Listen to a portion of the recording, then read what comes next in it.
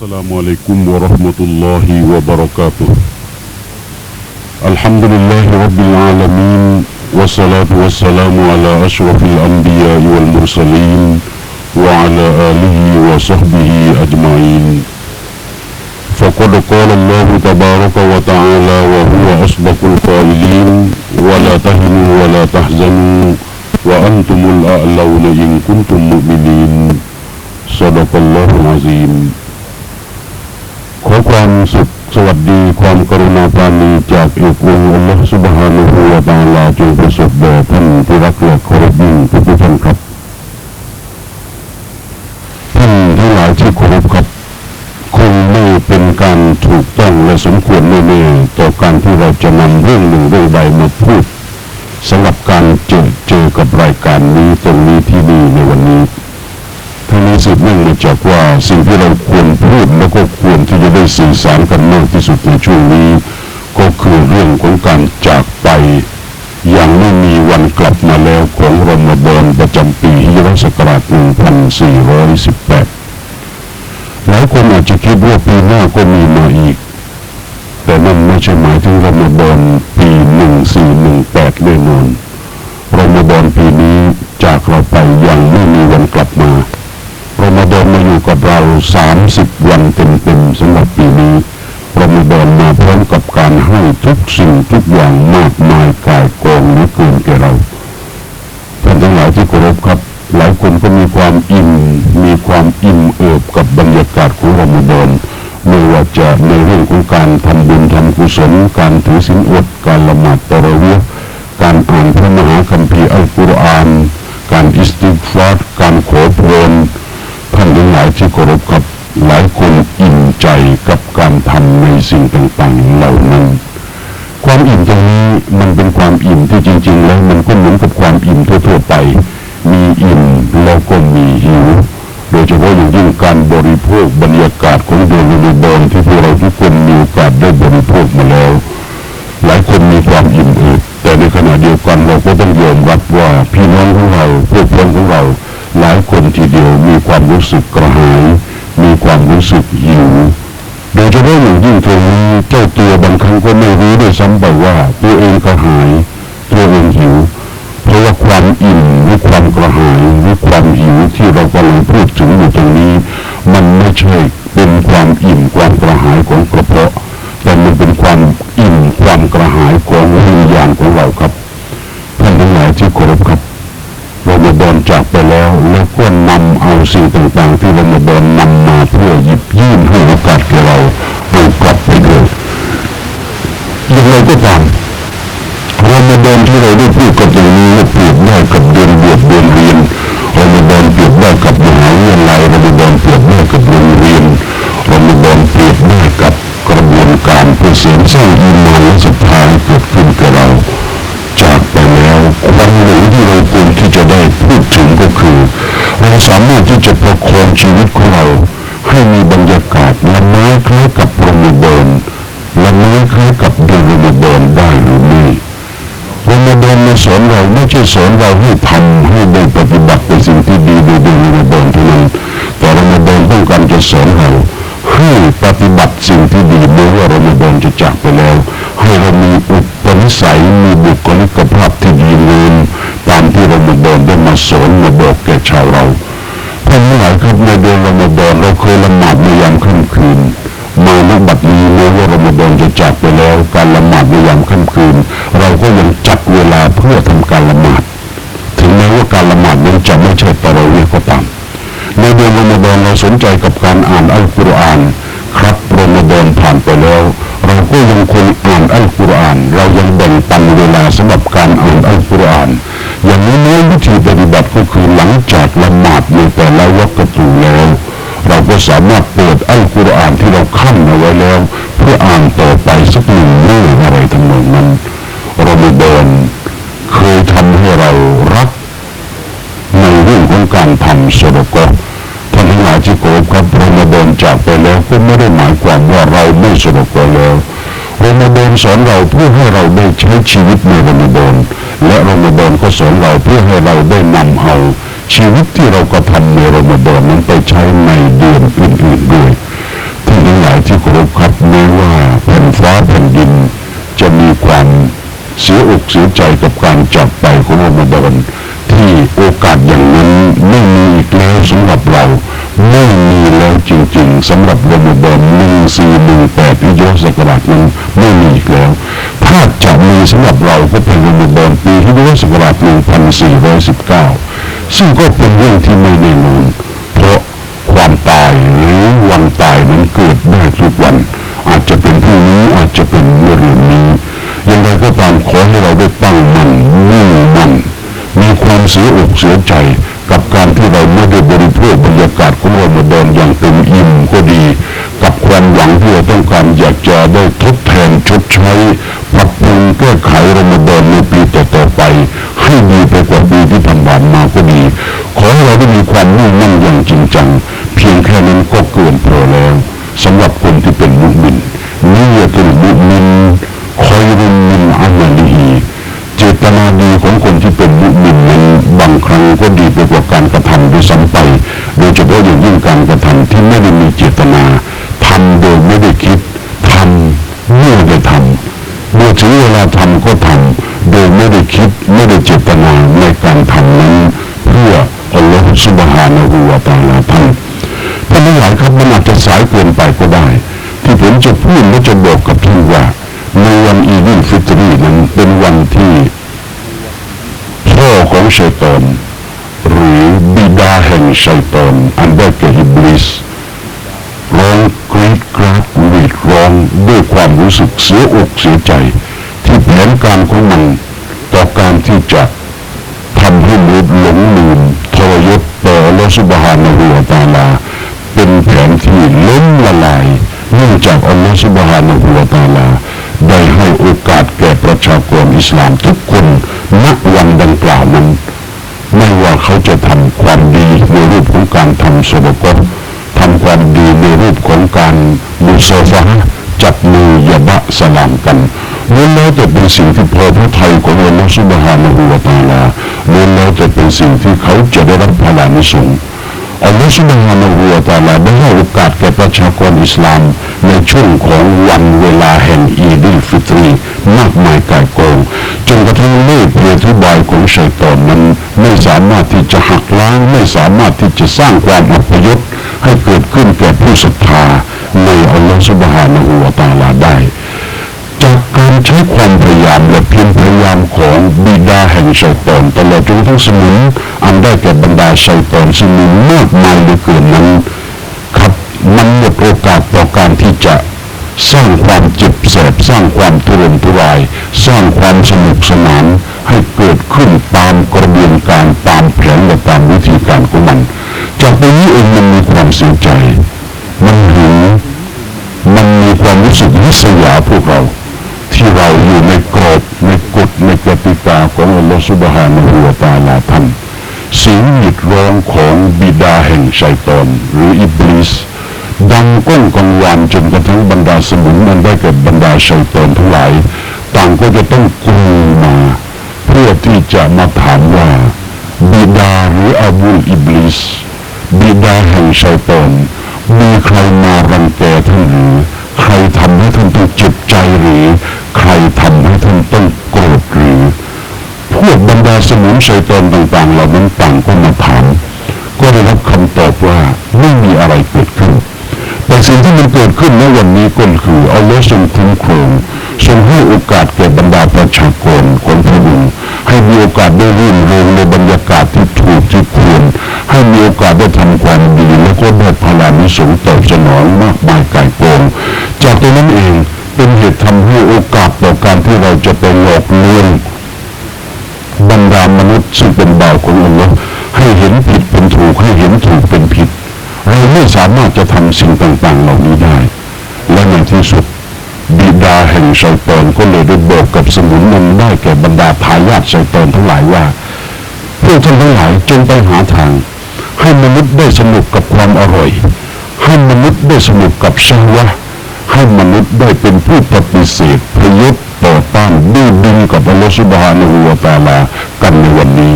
ขอให้ได้เพิ่มสัมผัสกำลังแล้วก็เพิ่มวิธีการเพื่อที่จะหลอกลวงมนุษย์ให้มีความอร่อยกับโลกดุนยา ดังนั้นความอร่อยในโลกดุนยาที่เราได้บริโภคกันมาโดยตลอดนั้นมันก็มีอร่อยทั้งในสิ่งที่ถูกต้องตามหลักการของศาสนาและก็อร่อยในสิ่งซึ่งผิดเพี้ยนไม่ถูกต้องตามหลักการของศาสนาเล่ห์เพลินบายของชัยฏอนก็เพื่อต้องการที่จะให้เราได้บริโภคความอร่อยที่ขัดขืนหรือไม่ถูกต้องกับหลักการของศาสนาครับวันเวลาแห่งวันอีดิลฟิตรีจึงเป็นวันที่บรรดากลุ่มชัยฏอนต่างๆเหล่านั้นต้องทำงานหนักเพื่อที่จะได้หันเหเจตนาของประชากรอิสลามหรือบ่าวของอัลลอฮ์ให้สนุกสนานกับบรรยากาศที่อัลลอฮ์ซุบฮานะฮูวะตะอาลาไม่โปรดพระทัยหลายคนจึงใช้บรรยากาศในช่วงของอีดิลฟิตรีด้วยกับการจัดนำเที่ยวนะครับวนเปสนุกสนานกันในบรรยากาศที่มีชัยฏอนเป็นผู้ซื้อบัตรร่วมเดินทางไปด้วยท่านทั้งหลายที่เคารพครับแต่หลายคนก็จัดบรรยากาศณวันนั้นเพื่อแอนตี้ชัยฏอนเพื่อสร้างกำแพงล้อมตัวเองไม่ให้ชัยฏอนได้เข้ามาคลื่นกลายโดยเด็ดขาดท่านทั้งหลายที่เคารพครับสิ่งต่างๆเหล่านี้แหละเป็นสิ่งที่บรรดาชัยฏอนทั้งหลายวันนี้มีความเหน็ดเหนื่อยมากทีเดียวทั้งนี้ก็เนื่องจากว่าถ้าหากว่ามันจะไม่ทำหรือทำเหมือนกับนโยบายเดิมๆแล้วมันไม่สามารถเอาชนะบรรดาประชากรหรือบ่าวของอัลลอฮฺซุบฮานะฮูวะตะอาลาได้อย่างแน่นอนเลยทีเดียวอย่างไรก็ตามสิ่งที่ต้องการจะสำทับและบอกกับท่านทั้งหลายชาวเราผู้ซึ่งมีความจำเป็นจะต้องเดินไปสู่อนาคตเดินไปสู่โลกอาคิเราะห์ท่านทั้งหลายที่เคารพครับกับการผ่านมาแล้วก็ผ่านไปของรอมฎอนในแต่ละปีเราในฐานะที่เป็นมุมินต้องสามารถทำลายสถิติรอมฎอนของเราในปีก่อนๆได้อย่างเช่นปีที่ผ่านมานี้เมื่อเราประเมินดูแล้วเราจะต้องได้คำตอบว่าดีไปกว่าปีก่อนนู้นและถ้าหากเราจะมีโอกาสได้รอมฎอนกับบรรยากาศของปี1419คือปีหน้าเราก็ต้องมีความมุ่งมั่นครับท่านว่าเราจะต้องพยายามทำลายสถิติของรอมฎอนที่เพิ่งผ่านไปหยุดเมื่อ2-3 วันที่ผ่านมานี้ท่านทั้งหลายที่เคารพครับเรื่องอย่างนี้เป็นเรื่องที่เราทุกคนสามารถทำได้แต่เราจะทำหรือไม่ทำมันขึ้นอยู่กับอีหม่านของเราภายในก้นบึ้งแห่งหัวใจของเราว่าจริงๆแล้วมีอีหม่านที่บอบบางหรือเข้มแข็งแค่ไหนเพียงใดท่านทั้งหลายที่เคารพครับขอพระเป็นเจ้าได้โปรดประทานกำลังความศรัทธาธรรมมั่นคงขอพระเป็นเจ้าได้โปรดประทานโอกาสและก็เตาฟีกให้เราได้ก้าวเข้าไปบริโภคสิ่งที่ดีที่งามเพื่อที่ชีวิตของเราจะได้เป็นชีวิตที่ราบรื่นทั้งในโลกดุนยาแห่งนี้และในสัมปรายภพเรากำลังเดินทางสู่อ้อมกอดแห่งความรักของอัลลอฮฺซุบฮานะฮูวะตะอาลาเรากำลังเดินทางสู่กุโบรซึ่งกุโบรนั้นเป็นได้ทั้งสวรรค์และเป็นได้ทั้งนรก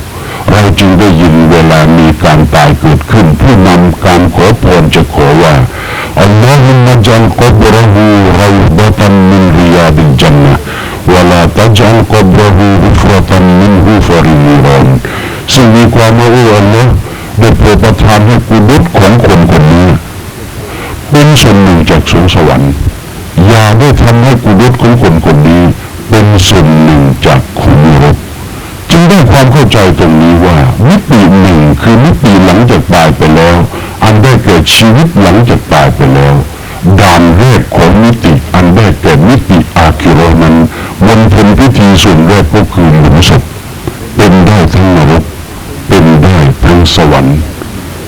ตรงนั้นจะเป็นนรกตรงนั้นจะเป็นสวรรค์ไม่ใช่เพราะตรงนั้นอยากจะเป็นแต่ตรงนั้นจะเป็นนรกหรือตรงนั้นจะเป็นสวรรค์มันก็ขึ้นอยู่กับเราในฐานะที่จะต้องไปอยู่ตรงนั้นว่าเราจริงๆแล้วผลกรรมความดีหรือพฤติกรรมที่เราได้กระทำได้ก่อได้ใช้ชีวิตได้บริหารชีวิตอยู่ในโลกดุนยาแห่งนี้รวมยอดสรุปแล้วมันเป็นลักษณะของ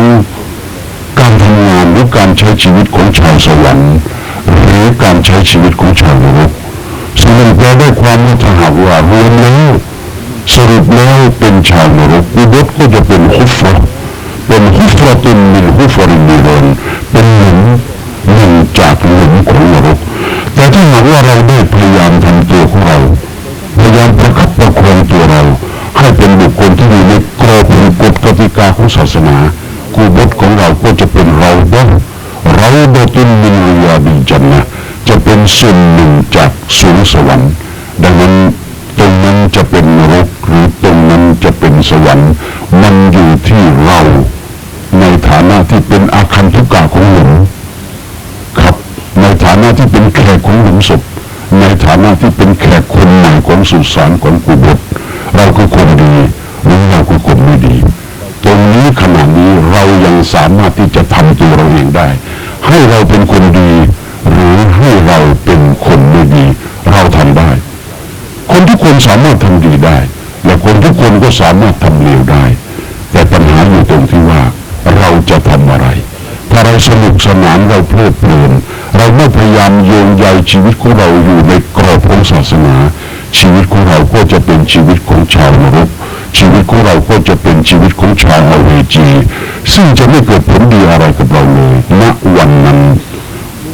ณวันซึ่งเรียกกันว่าโลกอาคิเราะห์อันเป็นวันที่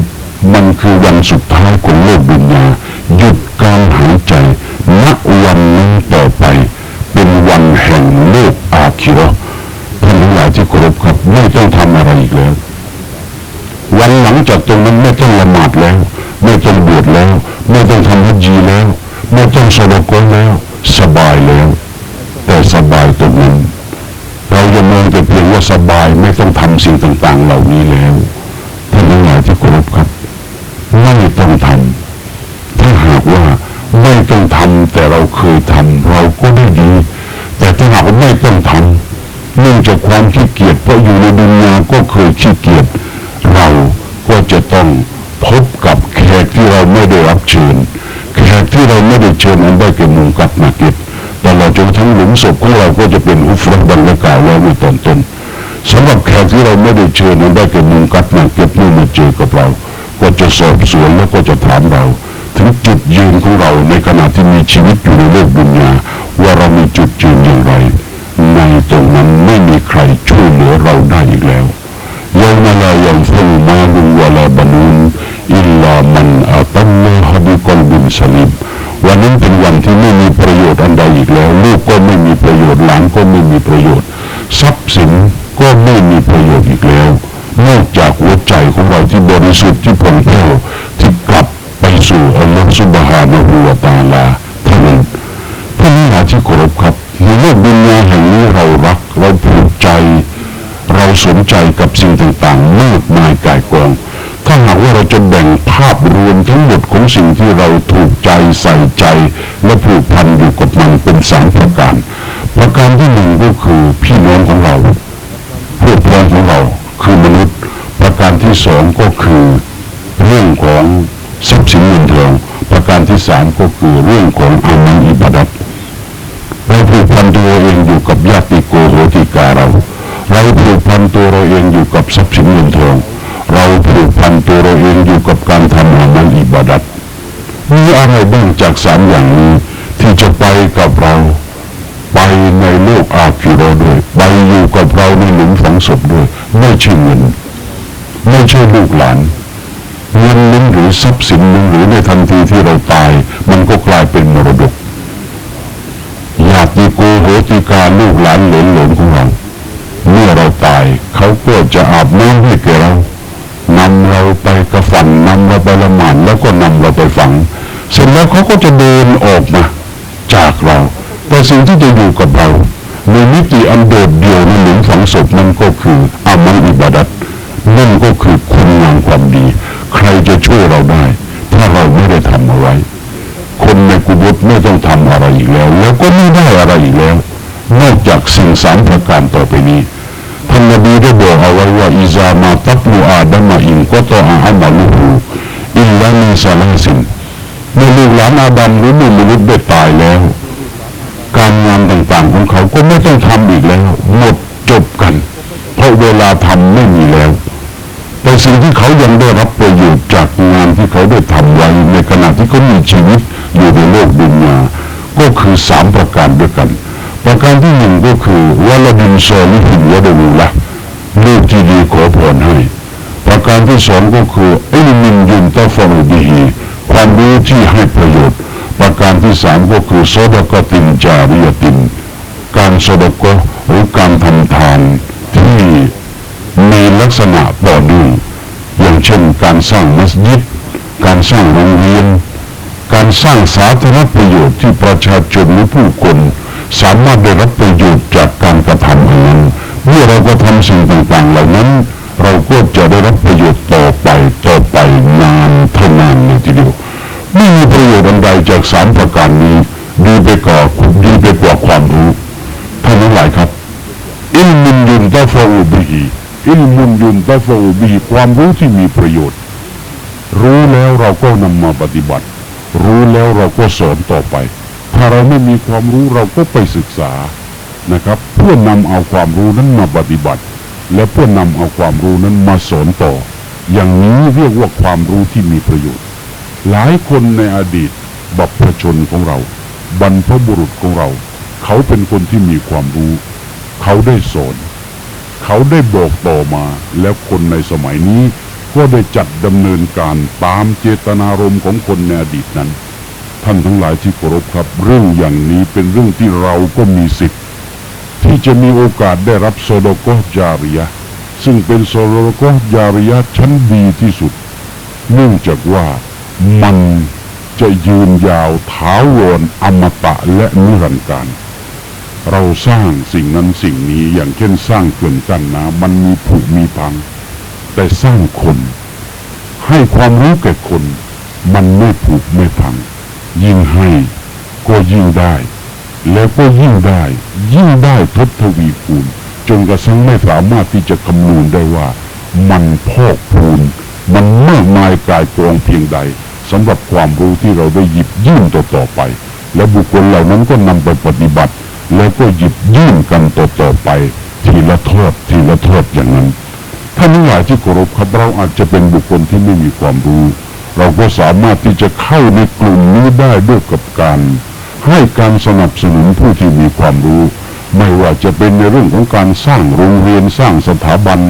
นะครับเพื่อให้ได้มีโอกาสจัดการทางการศึกษาหรือเพื่อทางสู่การศึกษาไม่เพียงแต่เฉพาะเรื่องการจัดสร้างโรงเรียนการจัดสร้างสถานที่แต่มักความรวมไปถึงการให้โอกาสคนที่มีความรู้มีโอกาสได้สอนมีโอกาสได้ทำความเข้าใจมีโอกาสได้สื่อสารมรดกทางวิชาการของท่านนบีให้แก่คนรุ่นหลังๆต่อไปสิ่งต่างๆเหล่านี้ล้วนแล้วแต่เป็นอิลมินยุนตะฟะอูบิฮิล้วนแล้วแต่เป็นความรู้ที่มีประโยชน์ที่จะได้รับสำหรับผู้ที่บริจาคสิ่งต่างๆเหล่านี้ไปด้วยกันทั้งนั้นท่านทั้งหลายที่เคารพครับนั่นคือความหลงที่เราได้รับจากรอมฎอนซึ่งจากเราไปแล้วท่านทั้งหลายที่เคารพครับขอพระเป็นเจ้าได้โปรดประทานเตาฟิกประทานฮิดายะห์ประทานความมุ่งมั่นประทานความตั้งใจจริงให้เกิดขึ้นแก่พวกเราเพื่อพวกเราจะได้ร่วมกันสร้างศักยภาพให้เกิดขึ้นแก่อัลอิสลามศาสนาอันเป็นที่รักยิ่งของเราโดยภาพรวมกันต่อไปและต่อไปขอความรักความเมตตาจากพระผู้อภิบาลจงประสบแด่เราท่านทั้งหลายโดยทั่วกันครับวัสสลามุอะลัยกุมวะเราะห์มะตุลลอฮิวะบะเราะกาตุฮ์